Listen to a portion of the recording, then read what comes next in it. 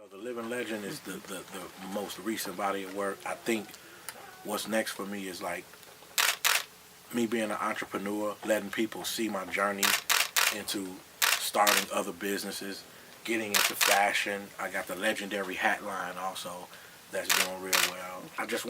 I wanna let the kids see how rappers do business.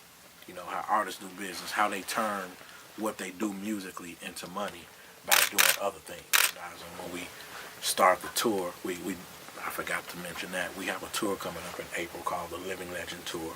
Okay. The tour starts in April, maybe the 8th. I think we kick it off in Alaska, where it's cold. We did work with people like Chief Keef and things like that, but I like some of the newer cats like Hurt Everybody. Even though the name sounds like that, they're a real vibey group, you know, who gets down in Chicago. There's a new cat named Showtime that does this thing in the city who I like a lot. Okay. Ty Money. His name is Ty Money. T-Y Money. Money. I feel like he's one of the best artists in Chicago. Huh. Everything is coming to light. So the police, there's a lot of things that they were getting away with all of these years that are now coming back to haunt them. You know, that old phrase, what goes around comes around, or you reap what you sow. Mm-hmm. So it's like, in its entirety, like police in general that do bad things, it's like it's starting to come back on them. It's like you can't get away with doing things as easy as you used to when it comes to that. But I do think it's making a lot of the guys' jobs hard.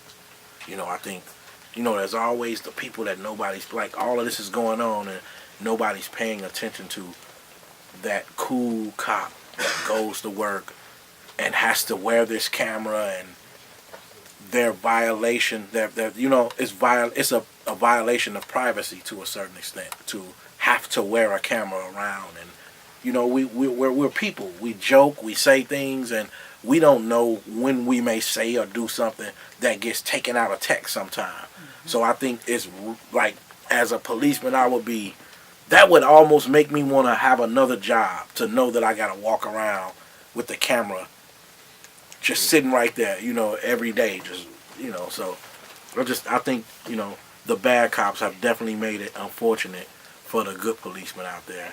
Donald Trump is scary. Yeah.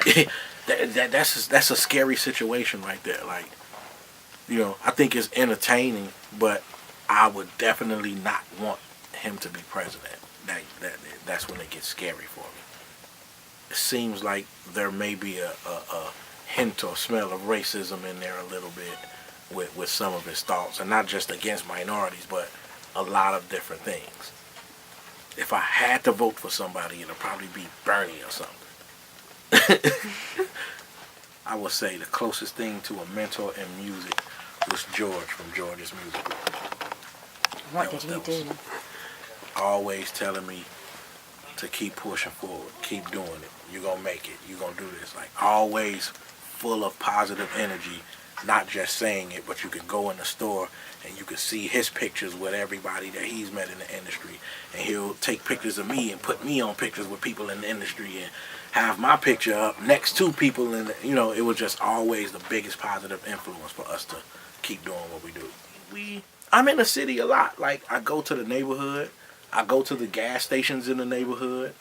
And I feel like I got that personality and spirit where I can go around and connect with the people. You know, you have some people who have those attitudes where it's like the guys want to get them if they see them on the streets. But usually when I'm on the streets, the first thought is not, there go Twista, get them. It's usually like, wow, there go Twista, let me go say what's up to him. You know, so I usually got a good vibe in the city.